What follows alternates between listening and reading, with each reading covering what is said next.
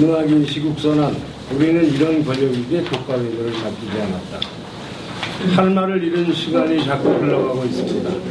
진도 앞바다에서 세월호가 침몰한 지 한 달, 우리는 상상을 초월하는 참담한 광경들을 거듭 목격하고 있습니다.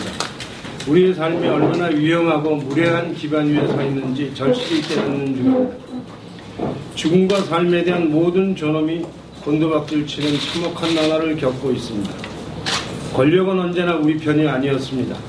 국민의 생명이 위기에 처한 가장 급박한 순간조차도 정권은 생명보다 자본의 이윤을 먼저 고려했고 안전보다 정권의 유지에 연연했습니다. 언론을 통제하고 국민을 진압하면서 진실을 가리고 분노를 은폐하기에 급급했습니다. 단 한 사람의 목숨도 구하지 못하고 수많은 의혹과 추문을 남겨둔 채로 대통령은 사과하면서 재발 방지를 약속했지만 우리는 그 약속을 믿을 수가 없습니다.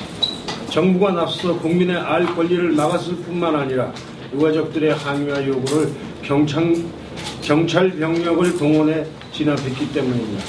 앞에서는 눈물을 흘리고 돌아서서는 통제와 억압을 진두지휘하는 두 얼굴의 정부를 어찌 믿을 수 있겠습니까?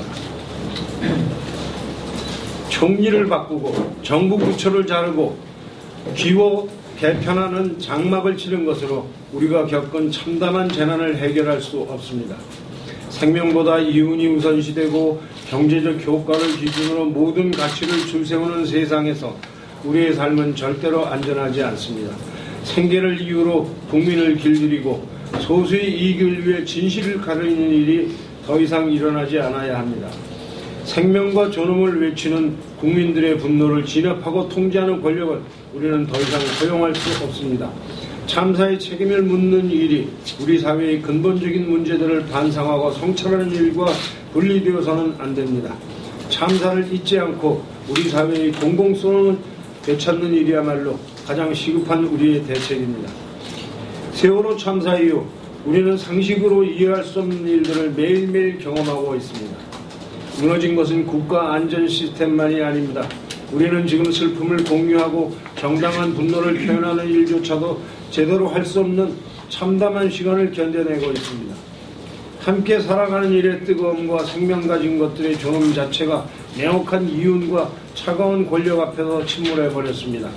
말의 질서와 말의 윤리를 믿는 작가들이 더욱 망연한 것도 이 때문입니다. 그러나 우리는 포기할 수 없는 사랑의 힘으로 우리가 살고 있는 이 세상의 피폐를 응시하고자 합니다. 이미 우리 것이 아닌 국가가 아니라 함께 사는 이웃들의 박해받는 슬픔이 가진 생명력을 믿고자 합니다. 여전히 말은 무력하고 인간을 위한 세상은 멀어 보입니다. 하지만 그 먼 곳이 반드시 가야 할 길임을 알기에 우리는 우리가 해야 할 일을 포기하지 않으려 합니다. 그렇습니다. 때로는 미처 말이 되지 못한 분노와 슬픔을 표현하는 일이 작가의 몫이라는 것을 우리는 잘 알고 있습니다. 아주 오랜 후에도 아물지 않고 남을 이 상처를 우리는 온몸으로 증언하고자 합니다. 상처를 가리고 말을 통제하는 반성 없는 권력을 향해 끊임없이 맞서고자 합니다. 문학은 본래 세상의 모든 약한 것들을 위한 것이고 세상의 가장 위태로운 경계에 대한 증언입니다. 그래서 우리는 오래 기억하고 그치지 않고 분노하며 끈질기게 싸울 것입니다. 이러한 문학의 언어를 두려워할 줄 아는 권력을 원합니다. 정권의 아니가 아니라 위임받은 권력의 책임에 민감한 정부를 원합니다. 이 정부를 허용하고 방임한 책임이 우리에게도 있음을 자인하며 그 책임을 감당하기 위해 정부의 책임을 묻겠습니다. 생명을 구하는 일에는 무능하고 진실을 억압하는 데는 능란한 정부의 자격을 묻겠습니다. 진상규명과 책임자 처벌을 위해서가 아니라 거리의 시민을 감금하고 시인의 입을 틀어막는 데 법이 소용되는 이 나라의 폭력과 야만을 규탄합니다. 참사의 책임을 져야 할 자들이 국가를 개조하겠다고 나서는 오만과 착각을 받아들일 수 없습니다. 누가 그들에게 그럴 권리를 주었단 말입니까? 위임받은 권력으로 국가를 참칭하지 말라고 경고합니다. 우리는 그 착각을 허락한 적이 없습니다. 모든 권력을 국민으로부터 나온다는 헌법적 가치만 지킬 것을 요구합니다. 대한민국이라는 세월호에서 가족과 친구와 연인을 잃은 비통한 슬픔을 디딤돌 삼아 우리는 이렇게 다짐합니다. 우리는 우리의 자존을 겁박하는 권력을 좌시하지 않을 것입니다. 우리 생명과 일상을 위협하는 모든 부정에 회피하지 않고 맞설 것입니다. 우리 미래와 사랑을 자본에게 통째로 맡기는 걸 방관하지 않을 것입니다. 우리는 희망을 퍼뜨리면서 절망과 싸울 것이며 사랑을 지키면서 억압을 깨뜨릴 것입니다.